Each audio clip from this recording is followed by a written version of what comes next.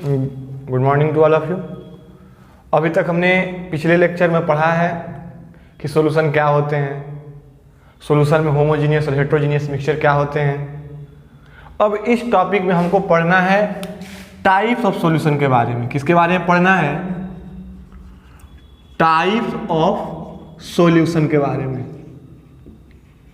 तो जरा ध्यान देने वाली बात है कि हमने आपको बताया था कल कि सॉल्यूशन के दो कंपोनेंट होते हैं। कितने कंपोनेंट होते हैं? पिछले वीडियो में आपको बताया गया था।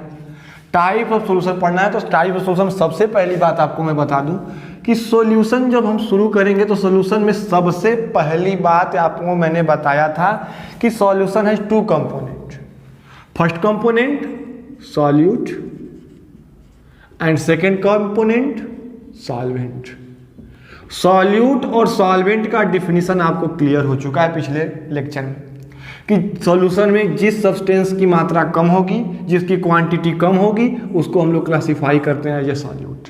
और हमारे सॉल्यूशन में जिस कंपोनेंट की मात्रा, जिस कंपोनेंट का अमाउंट ज़्यादा होगा, उसको हम लोग क्लासिफाई करते हैं ये सॉल्वेंट। जैसे चीनी और पानी लेंगे तो हमारे चीनी और पानी में हमारा चीनी जो होगा वो डिसअपियर हो जाता है, उसका फेज डिसअपियर होता है। फेज मतलब सॉलिड स्टेट में होता है, लेकिन जब उसको पानी में मिलाते हैं तो उसका पूरा का पूरा फेज डिसअपियर हो जाता है और उसकी मात्रा भी कम होती है। अतः हमारा चीनी इज क्लासिफाइड, यानी sugar is classified as solute in sugar and water solution. जबकि पानी जब हम मिलाते हैं, जो चीनी हमने मिलाया है जिस पानी में, उस पानी का फेज डिसअपियर नहीं होता, वो पानी डिस्ट्रॉयड नहीं होती, वो पानी अपने ओरिजिनल फेज में लिक्विड स्टेट में ही रहता है और उसकी मात्रा भी ज़्यादा होती है, वो विजिबल भी होता है। अतः हमारा सॉल्वेंट क्या होगा? वाटर।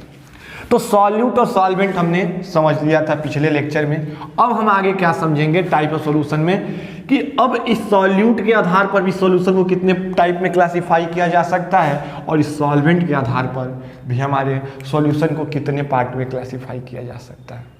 तो सबसे पहली बात मेरा आपको मैं बता दूं कि जो हमारा सॉल्यूट और सॉल्वेंट है, ये both are the component of solution. ये दोनों क्या हैं? कंपोनेंट। ये दोनों क्या है? कंपोनेंट। अब इस कंपोनेंट के आधार पर, यानी ये कंपोनेंट दो होंगे, एक तो होगा नहीं, क्योंकि मिक्सचर की बात कर रहे हैं और मिक्सचर में हमने आपको बताया था कि 2 और मोर देन 2, कम से कम कितने चाहिए? 2। तो इन कंपोनेंट के आधार पर हमारे सॉल्यूशन कितने टाइप के होते हैं, सॉल्यूट और सॉल्वेंट के नंबर के आधार पर हमारे सॉल्यूशन कितने टाइप के होते हैं। अगर हमारा कंपोनेंट मिनिमम 2 होगा, अगर 2 है तो सॉल्यूशन होगा बाइनरी। सॉल्यूशन क्या होगा? Binary. If our solution contain only 2 component, then that type of solution is known as binary solution. Binary solution यानी 1 solute and 1 solvent. Binary solution यानी 1 solute and 1 solvent. 1 solute and 1 solvent. 1 solute and 1 solvent constitute our binary solution. एक solute और एक solvent मिलकर के हमारा binary solution, by मतलब होता है 2, 2 component, the solution which contain 2 component is known as binary solution. Example इसका आप बताओ, गिव द एग्जांपल। नहीं पता? मैं बता देता हूं एग्जांपल। हमारे बाइनरी सॉल्यूशन का एग्जांपल होगा एक सॉल्यूट यानी शुगर और plus water. Sugar and water constitute a binary solution. एक ही सॉल्यूट और एक ही सॉल्वेंट हमारे लिए क्या बनाते हैं? Binary solution. अब देखिए, अगर यही कंपोनेंट हमारे 3 हो जाएं, कितने कंपोनेंट हो जाएं? 3, तो इस तरह के सॉल्यूशन को कहेंगे ternary solution. Ternary solution. What is ternary solution? तो दो सॉल्यूशन विच कंटेन 3 कंपोनेंट। कितने कंपोनेंट हो उसमें? 3। The solution which contain 3 component is known as ternary solution. यानी एक बात याद रखना कि सॉल्यूशन चाहे बाइनरी हो, चाहे टर्नरी हो, चाहे कोई भी हो, उसमें सॉल्वेंट ऑलवेज 1 होगा। यानी टर्नरी का मतलब 3 कंपोनेंट। 3 कंपोनेंट यानी 2 सॉल्यूट और प्लस 1 सॉल्वेंट। दो सॉल्यूट और एक सॉल्वेंट मिलके हमारे लिए क्या बनाते हैं? टर्नरी सॉल्यूशन बनाते हैं। क्या बनाते हैं? Ternary solution. जैसे एग्जांपल है हमारे टर्नरी सॉल्यूशन का, क्या एग्जांपल हो सकता है हमारे टर्नरी सॉल्यूशन का? जैसे शुगर प्लस साल्ट और प्लस वाटर। शुगर, साल्ट और वाटर कितने कंपोनेंट हो गए? 1 2, जिसमें ये 2 कंपोनेंट हमारे क्या हैं? सॉल्यूट हैं और ये 1 कंपोनेंट सॉल्वेंट है। तो इसमें टोटल कुल कितने कंपोनेंट हो गए? 3 कंपोनेंट, यानी 2 सॉल्यूट और 1 सॉल्वेंट। तो इस तरह के सॉल्यूशन को क्या कहेंगे? टर्नरी सॉल्यूशन कहते हैं। यानी बाइनरी, टर्नरी। अगर ऐसे ही हमारे कंपोनेंट 4 हो जाएं, if our solution contain 4 component, if our solution contain 4 component, then that type of solution is classified as quaternary solution. Quaternary solution. Quaternary solution. यानी the solution which contain 4 component. कुल कितने component होंगे उसमें? 4 component. अगर 4 component हमारे solution में होते हैं तो उस तरह के सॉल्यूशन को क्या कहते हैं? Quaternary solution. जैसे इसका एग्जांपल मैं दे दूं, जैसे sugar plus salt plus lime या लेमन नींबू और प्लस वाटर। पानी के अंदर क्या क्या मिला यार? चीनी, नमक और नींबू के रस। इन तीनों को किस में मिला दिया हमने? पानी के अंदर। तो सॉल्वेंट कितना हुआ क्वाटरनरी सॉल्यूशन में? 1 सॉल्वेंट। और सॉल्यूट कितने हो गए? 1 2 3। तो एक बात आपको मैं मोरलेस बता दूं कि सॉल्यूशन में 2 कंपोनेंट, सॉल्यूट एंड सॉल्वेंट, और इन दोनों कंपोनेंट के आधार पर हमारे सॉल्यूशन विभिन्न प्रकार का। अब इसके बाद बढ़ाएंगे तो पॉलिनरी सॉल्यूशन हो जाएगा, जिसका हमें यहाँ पर कोई डिस्कशन नहीं करना। हमको इस चैप्टर में केवल बाइनरी सॉल्यूशन के बारे में ही पढ़ना है। तो ध्यान दें कि binary solution contain 1 solute and 1 solvent, यानी 1 solute component, 1 solvent component, then binary solution. Ternary solution में क्या होगा? 1 solvent component and 2 solute component. 1 solvent component होगा और 2 सॉल्यूट कंपोनेंट होंगे, यानी कुल मिला के 3 कंपोनेंट होंगे, तो टर्नरी सॉल्यूशन। अब इसके बाद हमारा आता है अगला कि टोटल कंपोनेंट कितने हो जाएंगे? 4 कंपोनेंट। यानी 4 कंपोनेंट का मतलब कि जो हमारा सॉल्यूट होगा वो 3 होगा और सॉल्वेंट होगा 1 होगा। एक चीज आपको यहाँ पर देखने को मिल रही है कि चाहे बाइनरी सॉल्यूशन हो तो, चाहे टर्नरी सॉल्यूशन हो तो, या क्वाटरनरी सॉल्यूशन हो तो, ऑलवेज हमारा सॉल्वेंट कितना रह रहा है? 1। क्लियर है ये टॉपिक? तो अब अगली टॉपिक पे चलते हैं। ये तो हमारे कंपोनेंट के आधार पर सॉल्यूशन के टाइप हो गए। अब हमारी अगली topic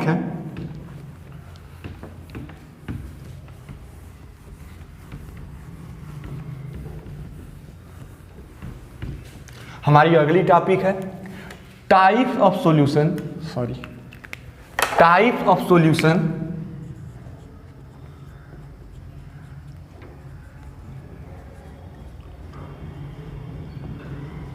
on the basis of amount of solute present in solution। ध्यान दें,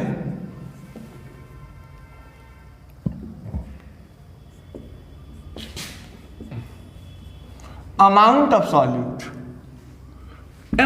सॉल्यूट यानी जो सॉल्यूशन हमने बनाया है उसमें हमारे सॉल्यूट का अमाउंट कितना है, in which amount the solute is present in our solution. तो सॉल्यूट का अमाउंट मतलब मात्रा, क्वांटिटी। क्लियर हो रहा है? क्लियर। क्वांटिटी मतलब अमाउंट, ज़्यादा है कि कम है।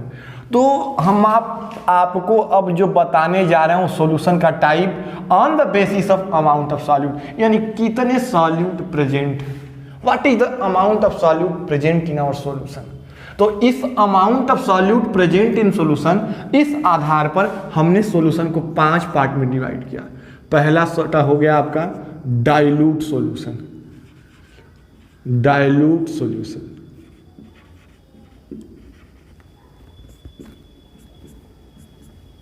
दूसरा हो गया कॉन्सेंट्रेटेड सॉल्यूशन,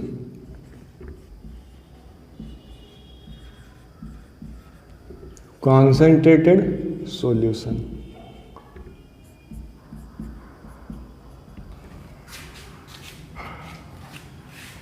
पहले डाइल्यूट फिर कंसेंट्रेट, और अभी और तीन है उसको बताएंगे, अभी पहले इन दोनों को समझ लेते हैं कि what is dilute solution and what is concentrated solution. आपने पढ़ा हुआ होगा डाइल्यूट एसिड, कॉन्सेंट्रेटेड एसिड, तो what is the meaning of dilute and concentrated solution. Dilute solution और कॉन्सेंट्रेटेड सॉल्यूशन का क्या मतलब होता है, तो this dilute solution denote that the solution in विच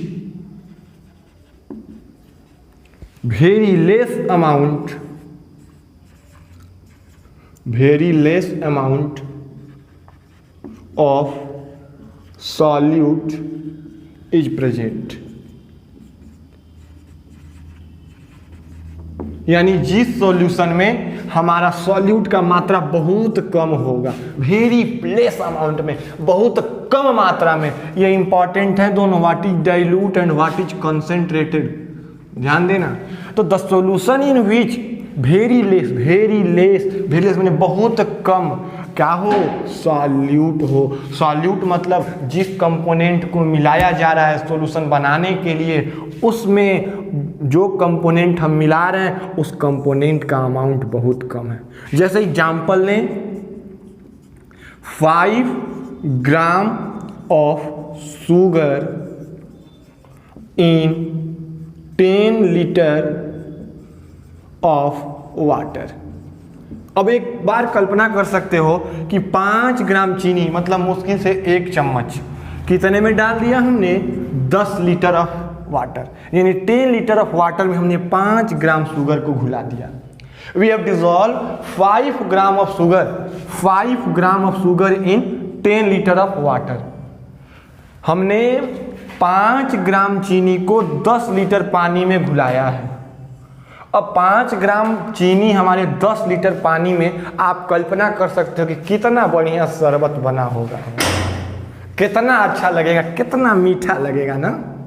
अब 5 ग्राम चीनी 10 लीटर पानी में घोल दिए, मेहमान लोग तो खूब खुश हो जाएंगे। तो इसमें मतलब ये नहीं कह सकते कि उसमें सॉल्यूट है ही नहीं। अब नहीं कह सकते कि चीनी, पानी में चीनी नहीं है, लेकिन उसकी मात्रा क्या है, बहुत कम है। तो इस तरह के सॉल्यूशन को डाइल्यूट सॉल्यूशन कहते हैं। अब आए बात करें हम कॉन्सेंट्रेटेड सॉल्यूशन की। अब इसको ऐसे समझ सकते हैं कि जिस सॉल्यूशन में बेटा हमारा सॉल्वेंट ज़्यादा हो, सॉल्वेंट का अमाउंट ज़्यादा हो और सॉल्यूट का अमाउंट कम हो, तो उस तरह के सॉल्यूशन को क्या कहते हैं, उस तरह के सॉल्यूशन को क्या कहते हैं, dilute solution. The solution in which amount of solvent is maximum and the amount of solute is minimum in comparison to the amount of solvent. यानी ऐसे सॉल्यूशन जिसमें सॉल्यूट की मात्रा सॉल्वेंट की मात्रा की तुलना में बहुत कम होती है, तो then that type of solution is known as dilute solution. Now we have the next topic, concentrated solution. What do you understand about concentrated solution? तो कंसेंट्रेटेड का मतलब होता है, इसको हिंदी में कहते हैं सांद्र विलयन, सांद्र विलयन, और इसको कहते हैं तनु विलयन,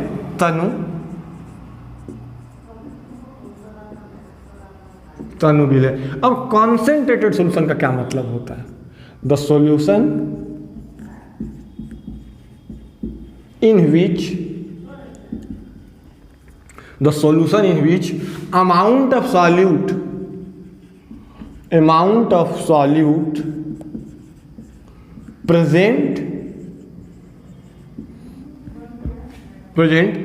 इज मैक्सिमम और लार्ज या more in comparison to, yes छोड़ दीजिए, मोर, मैक्सिमम और more is known as concentrated solution. Concentrated solution. जैसे एग्जाम्पल इसका क्या देंगे, जैसे एग्जाम्पल देते हैं 500 ग्राम शुगर या नमक salt in 2 litre of water. जैसे 500 ग्राम नमक घोल के शरबत बनाए हैं नमक घोल के शरबत बनाए हैं, तो जब नमक घोल के शरबत बनाएंगे, हाँ कितना बढ़िया शरबत बनेगा हो 500 ग्राम नमक को हमने 2 लीटर पानी में डाल दिया, यानी सॉल्यूट की मात्रा ज्यादा हो गई, यानी सॉल्यूट अब पता चल जाएगा। यहाँ पर पता ही नहीं चल रहा था, यहाँ पर पता चला कि हाँ नमक है। तो इसमें जब सॉल्वेंट के कंपैरिजन में सॉल्यूट की मात्रा ज्यादा हो या उसमें सॉल्यूट मैक्सिमम अमाउंट में प्रेजेंट हो, सॉल्यूट यानी विलायक, सॉरी विलेय, सॉल्यूट मतलब विलेय होता है और सॉल्वेंट मतलब विलायक होता है, यानी सॉल्यूट ज्यादा हो जाए। हमारे सॉल्यूशन में अगर सॉल्यूट ज्यादा प्रेजेंट है, मोर अमाउंट में प्रेजेंट है, ज्यादा है, तो उस तरह के सॉल्यूशन को कहते हैं कॉन्सेंट्रेटेड सॉल्यूशन यानी सांद्र विलयन। तो डाइल्यूट और कॉन्सेंट्रेट आपको क्लियर हुआ। अभी on the basis of amount of solute present in solution हमारे सॉल्यूशन को 5 पार्ट में डिवाइड किया गया है, लेकिन यहाँ पर हम लोग केवल अभी 2 टाइप के बारे में पढ़े, अभी 3 टाइप आगे पढ़ेंगे। तो इसको मैं मिटा देता हूँ, वीडियो पास करके आप लोग नोट कर सकते हैं।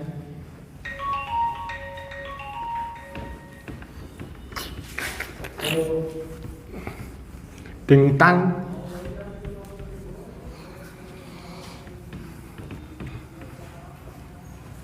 मजा आ रहा है?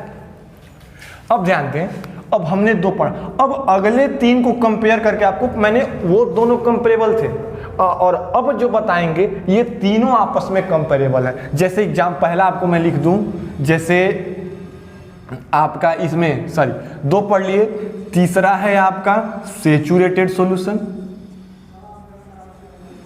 Saturated solution. दूसरा इसमें दूसरे के बाद तीसरे के बाद चौथा है अनसैचुरेटेड सॉल्यूशन।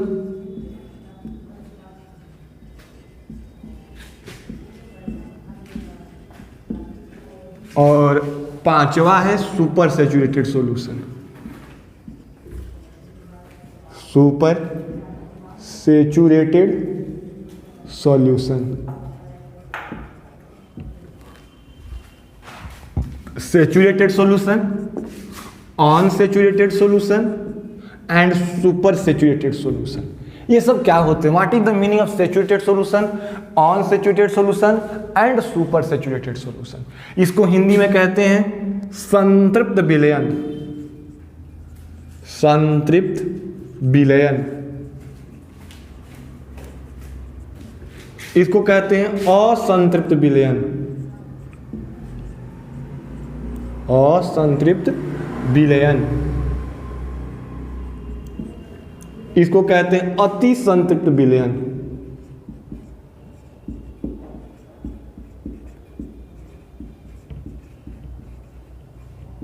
इसको कहते हैं अति संतृप्त विलयन। अब देखिए, इसको समझाने से पहले मैं आपको एक बात बता दूं।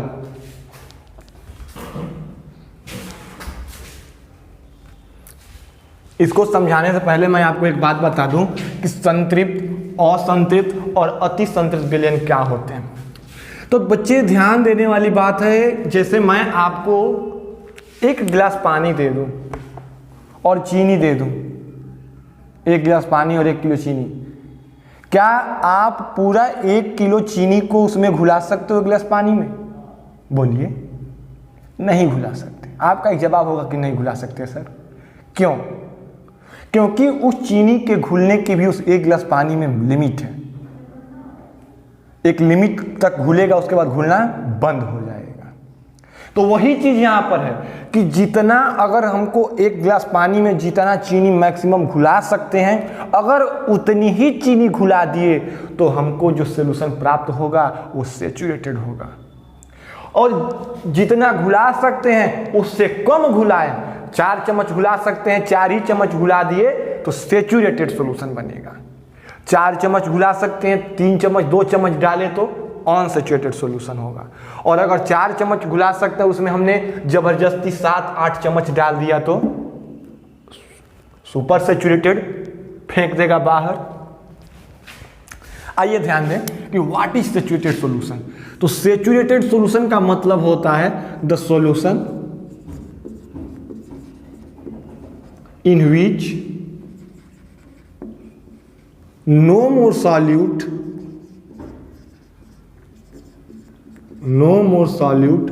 can be dissolved, no more solute can be dissolved at the given temperature, at the given temperature।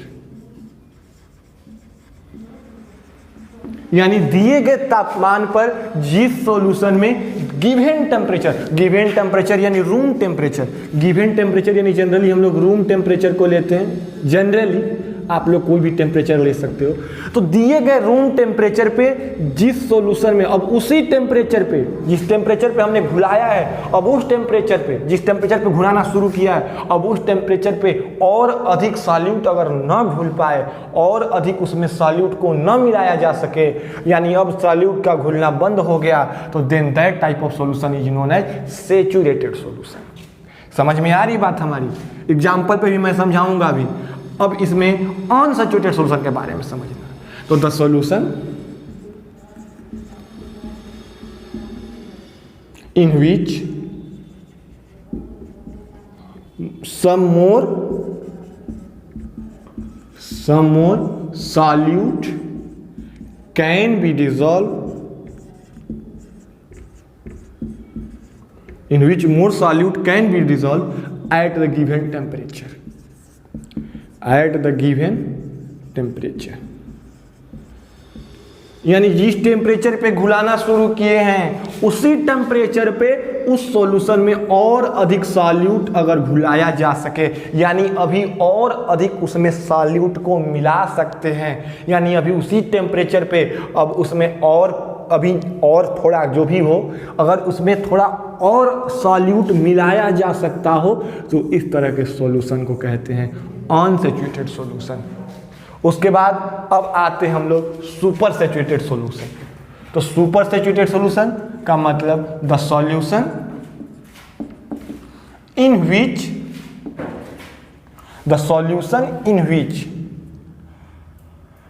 dissolved solute is above saturation point,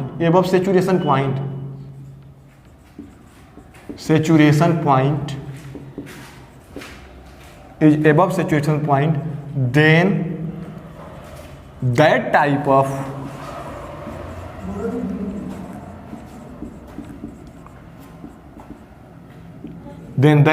solution is known as super saturated solution,